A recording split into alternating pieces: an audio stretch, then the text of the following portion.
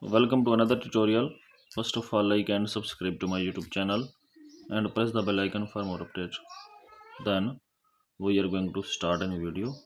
Please watch the full video, like the video and subscribe to my YouTube channel. How to make a designing shape on Pixel app easily. Open the Pixel app, select a shape, duplicate the shape, change the color of shape, click the color filter to back the shape, select the text sheeted.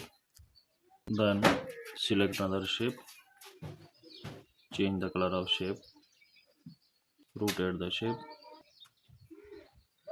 then select a sticker, change the color of sticker, select the image. Please like the video and subscribe the channel.